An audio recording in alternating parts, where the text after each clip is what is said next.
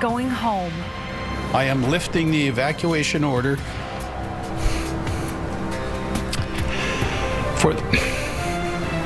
for the north area of Sumas Prairie, effective immediately. An emotional milestone for flood-weary residents. Some get the green light to go home, but what will they find when they return? Also tonight.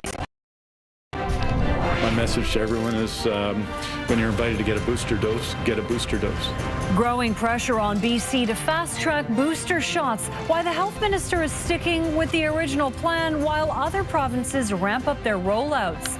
Plus, after weeks of rain, a blast of winter is on the way. Snow is in the forecast.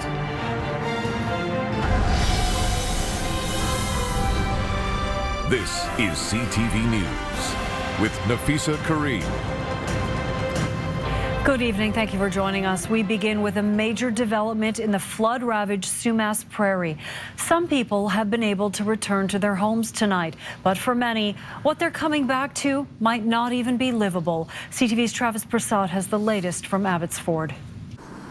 It's been an emotional few weeks for Abbotsford residents, especially those here in Sumas Prairie. Today was a bittersweet day. Conditions have improved enough for some people to go home. But as the weather cleared up, what also became clear, there's still so much more work to be done. I am lifting the evacuation order. Mayor Henry Braun fights back tears as he gives some residents the green light to go home. The prairie's been split into 4 sections. The evacuation order has been lifted for residents in the blue zone, roughly 240 properties. I have friends up there, so I'm glad to see them go back. That's the good news. The bad news, floodwater still covers the rest of the prairie. It's not yet safe enough for people in the other 3 zones to go home. The hardest work remains in front of us as we make steps towards recovery. Sadly, more than 600,000 farm animals died in the floods, but the province confirms 97% of laying chickens survived. So did 98% of farmed turkeys, and 98% of all cows have been accounted for. This is really due to farmers working together and communities making sure that they had those farmers' backs. Highway 1 between Abbotsford and Chilliwack has reopened, but stretches of other highways, including the Coquihalla, still in very rough shape. We're not sparing any resources on the efforts necessary to get highway infrastructure in every part of the province that's experienced and sustained damage functioning again. The province hasn't worked out just how much rebuilding the roads will cost, saying the state of emergency isn't over yet. Every day sees us closer to getting through the immediate crisis so that we can focus on recovery. And focusing on recovery is exactly what the city of Abbotsford is doing. Again, the evacuation order has been lifted for roughly 1/4 of Sumas Prairie residents. As for the rest of them, there's no timeline on a return home. It all depends on how quickly the floodwater recedes. Travis Prasad, CTV News, Abbotsford. And despite the good news in Abbotsford, new evacuation orders have been issued in Mission today. They affect nearly 80 properties in 2 areas north and east of Hatzick Lake. The District of Mission says the orders are due to flooding and limited road access. Mission has been hit hard by recent rainstorms. Many homes remain flooded, including hundreds of mobile homes in the Everglades Resort on Hatzick Island. There is a growing call across the country to get more people booster shots against COVID sooner. It comes as preliminary data shows the Omicron variant is more easily spread than Delta. But as CTV's Rob Buffum shows us, BC is being criticized for its booster timeline that doesn't exactly line up with new national recommendations. BC's plan for COVID booster shots is being criticized for not getting 3rd doses in arms fast enough. As circumstances change, that plans are adjusted. That does include expediting booster shots. Ontario announced this week those 50 and up could get a booster shot December 13th if it's been 6 months after their second. And today, amid concerns about the Omicron variant and potential Delta surge, the National Advisory Committee for Immunization strongly recommended Canadians 50 and older get a 3rd dose at least 6 months after their second. BC's plan, like NACI's, calls for boosters for all adults. It's now underway, prioritizing those 70 and older, plus other vulnerable populations. They're all eligible now if it's been 6 months since their second shot. Those under 70 are supposed to wait until next month, when the window is 6 to 8 months since their second dose. Today, the health minister said we're ahead of schedule, so those 50 and up should be able to get a booster in 6 months after their second, not 8, in line with NACI's recommendations. Adding, for most, 6 months isn't until next month anyway. It's a practical matter. We'll be working to send out notices 6 months after second doses. All the vaccines, including boosters and kids shots, should now be more easily accessed, says this infectious disease doctor. Let's just make these vaccines more widely available in more places at more times in the evenings and on weekends. So far, 470,000 British Columbians have received their booster. The program ramps up starting next month as we wait to find out just how much a threat Omicron may be. Robert Buffum, CTV News, Victoria. Tighter rules for places of worship.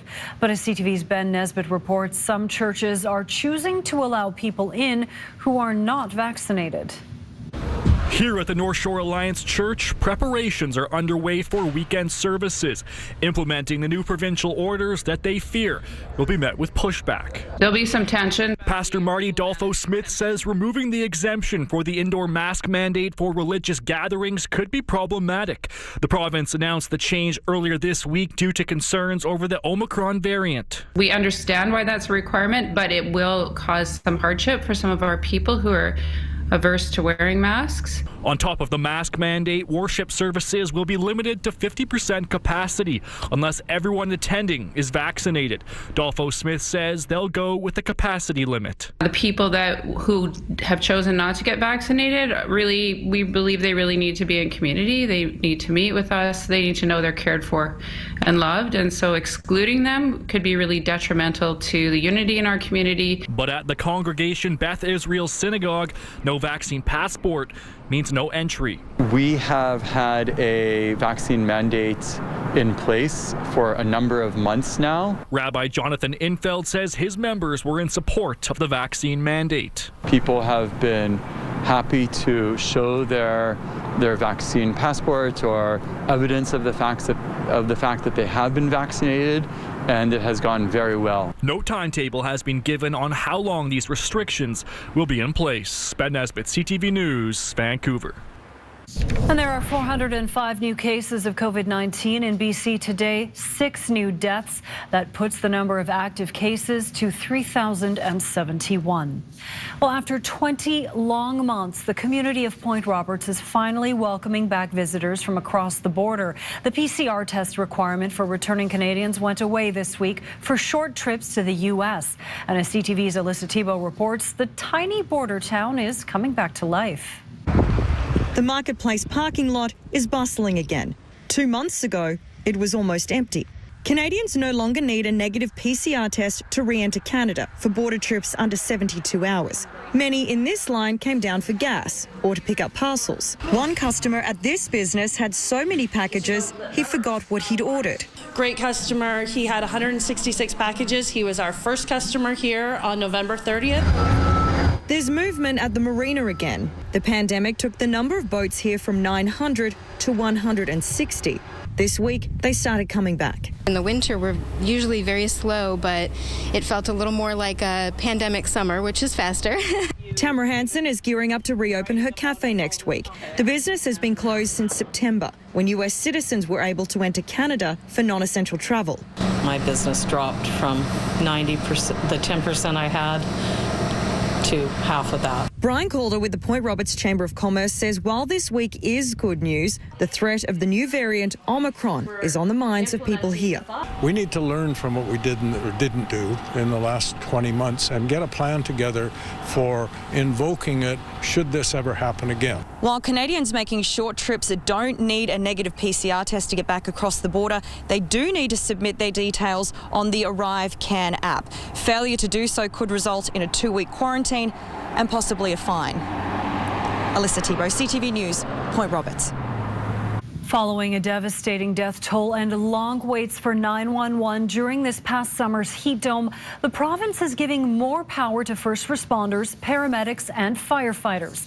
They're meeting the news with cautious optimism, but say what's really needed is a lot more staff. St. John Alexander has the details. If firefighters are first on scene, they'll soon be able to provide a greater scope of care, performing tasks most haven't been allowed to do, taking blood pressure, checking blood sugar, oxygen saturation levels, and then potentially relay the information to the incoming ambulance. So when they arrive on scene, they have a much better understanding of what they're walking into. Paramedics will also be able to provide a wider range of life-saving care. Just a few of the changes announced by the BC government as it tries to address the collapse of emergency services we saw during the devastating heat wave. We've added 85 positions now, and we're going to continue to add. They'll need to continue to add a lot more. Firefighters estimate more than 1,000 paramedics need to be found to serve all of BC. It's not just the Lower Mainland. We have communities right across this province that are suffering because they're losing their paramedic service. I wouldn't be surprised by a number that high for sure. You talk to paramedics and dispatchers on the street, we are seeing incredible shortages. The ambulance service has never been able to keep up with the demand. Then there's burnout and sick leave. But along with the 85 paramedics, 65 dispatchers have also been hired. And the health minister says a review of BC's emergency services will determine how many more paramedics are needed. And that's why we've moved to address them by adding ambulances, adding ambulance paramedics, adding dispatchers. First responders won't have their new life-saving powers right away. There are still some T's to cross and they'll need to be trained. But it won't be long. Lessons have been learned. This needs to happen soon. St. John Alexander, CTV News, Vancouver. A Kamloops man has been sentenced to 3 years in prison for a devastating hit-and-run crash that killed 3 people. The crash happened 2 years ago between a pickup truck and a Dodge Charger. 3 international students studying at Thompson Rivers University who were in the car were killed. The driver of the pickup truck, 33-year-old Reed McKnight, fled the scene, and today he pleaded guilty to dangerous driving and leaving the scene of a fatal accident. He also faces civil lawsuits filed by the families of 2 of the victims. We'll take a look at the damage done to these vehicles after someone or perhaps multiple people threw rocks from a pedestrian overpass onto Highway 99 this week between 32nd Avenue and the King George Boulevard exits. One rock was the size of a baseball. Amazingly, no one was hurt. Surrey RCMP are warning that throwing objects off the overpass has the potential to cause serious or even fatal injuries. They're asking anyone with dash cam video to contact them. Well, still ahead on CTV News, battered and missing tons of cargo now at the bottom of the ocean. The Zim Kingston container ship is finally on the move. We'll tell you where it's heading. Plus, are you ready for snow? It's supposed to be on the way. There's a special weather statement in effect, and we'll have details still ahead. CTV News is brought to you in part by Park Royal. Redefine the way you shop, dine, and play this holiday season. Dan, tell me about the decision to use grass-fed beef in your restaurant. We want to offer, first off, something that is delicious. We want people to indulge and have a great time here, but we also want it to be a smart choice, too. Cheers on that. Cheers.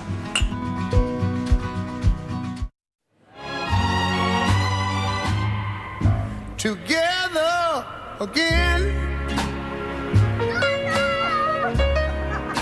my tears have stopped falling.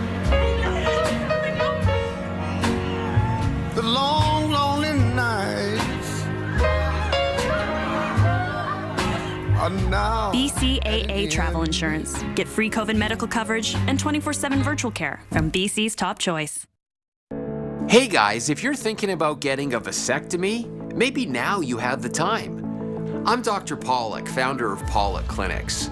Our no scalpel, no needle vasectomy has helped more than 40,000 BC couples. A simple office procedure that's virtually painless, takes all of 6 minutes with a quick recovery. Enjoy a more spontaneous and worry-free love life. Go to pollockclinics.com and book your vasectomy today. Time is this very moment, ticking, slipping, expanding. Time is fleeting and freeing. Time is more than money. Time is counting on us. Reflect. What's next? The time is right now, this very moment.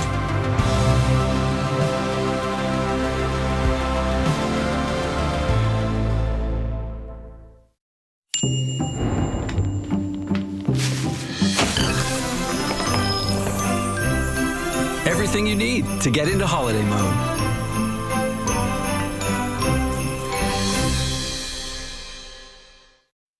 Will BC follow other provinces and bring in COVID booster shots early? Monday on CTV Morning Live, what health officials are now recommending and what we know about the spread of the Omicron variant. Plus, how you can help tackle food insecurity for kids over the holidays.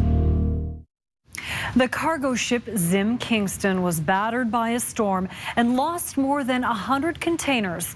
Then it was hit with a fire, and now more than a month later, the embattled vessel is now in Nanaimo with plenty of safeguards. CTV's Brendan Strain has the story. Off the shores of Victoria's Clover Point, the Zim Kingston finally pulls up anchor, nearing the end of a bizarre journey that caught world attention. You can see there's one container. Very smoothly. Conditions were a little bit bumpy, but it's nothing for a ship this size. 2 Coast Guard vessels, 2 Seaspan tugs, plus 2 vessels from Orca Spirit Adventures. One ahead on the lookout for marine life and one behind. And then additionally to that, we had our other team behind the Zim Kingston, and they've been taking water samples regularly. This is the first time the Zim Kingston has moved since late October. 109 shipping containers were lost during a storm, and subsequently more destroyed on deck when a fire broke out. Only 4 containers were recovered when they were beached on the northern tip of Vancouver Island.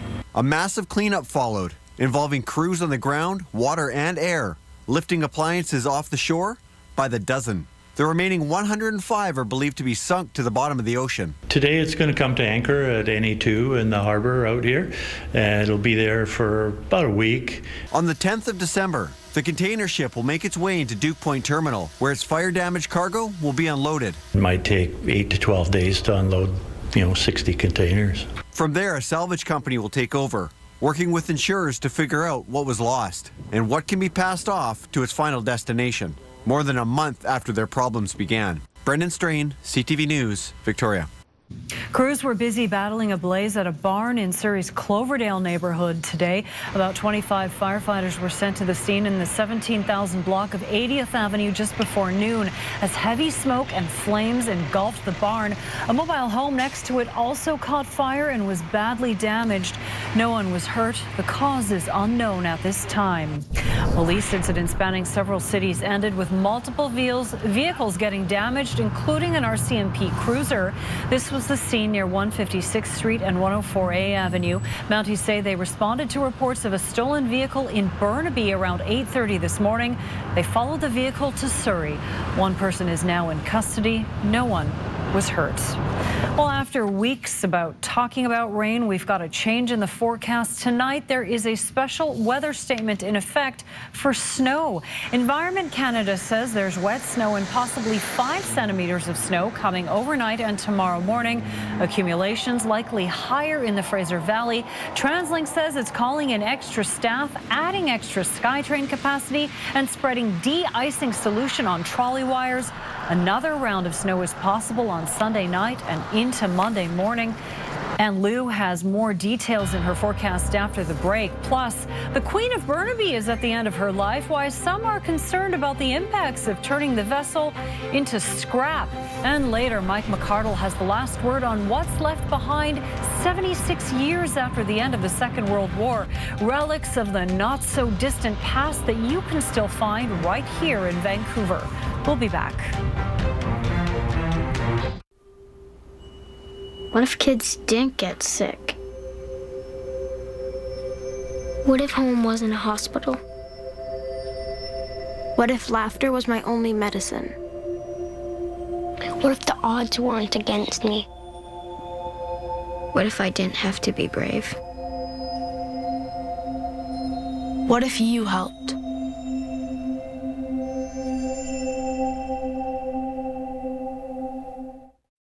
Right now at Wendy's, any hour can be happy hour with our new pretzel bacon pub cheeseburger, topped with applewood smoked bacon, our new beer cheese sauce, and crispy onion tanglers. Love those little guys.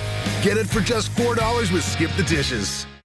During the holidays, CTV's Toy Mountain brings smiles to young faces and families who need it most. It's a tradition, and this season, the tradition continues. And we need your help. Make a donation online or drop off a new unused toy at Guilford Town Center.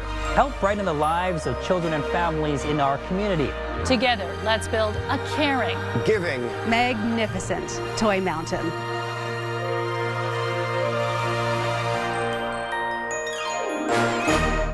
Welcome to the new way of buying a car. With Canada Drives, you can buy your next car 100% online and get it delivered straight to your door. It's the smarter, safer way to buy a car. It's Canada Drives. After slipping on an icy walkway, I thought the insurance company would compensate me. But the only thing they covered was their bottom line. It was really my family that ended up getting hurt the most. So I called law. When you're injured by the negligence of others and no one takes responsibility, it's frustrating. That's where we come in. We'll stand by your side and fight to get you the compensation you and your family deserve. If you've been hurt, call Presler Law at 1-800-JUSTICE. Move 103.5 is Vancouver's Christmas music station. It's beginning to look a lot. All Christmas music. All the time. Move 103.5. Also available on iHeartRadio.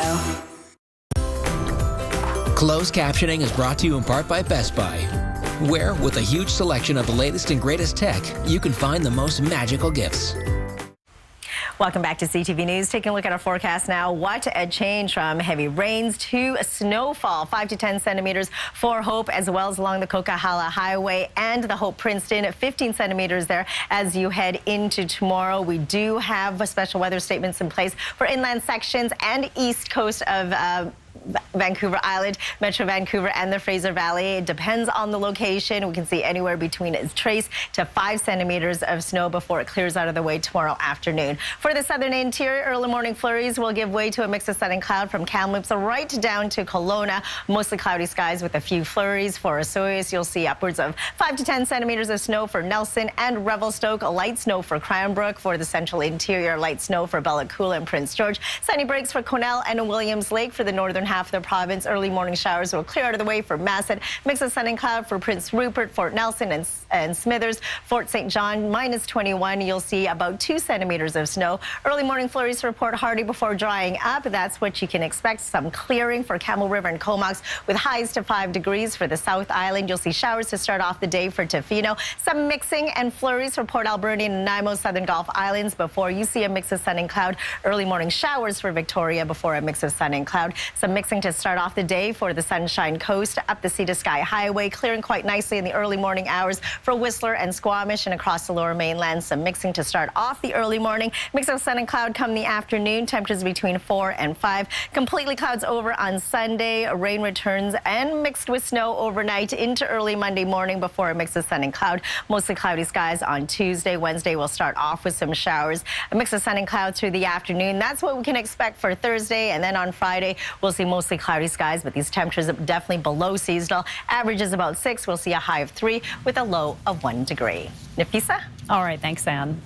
Well, we brought you the latest on the Zim Kingston earlier in the broadcast, but there's another vessel raising eyebrows. An old BC ferry has arrived in Union Bay, and there are worries about its environmental impact. Gord Kerpis explains.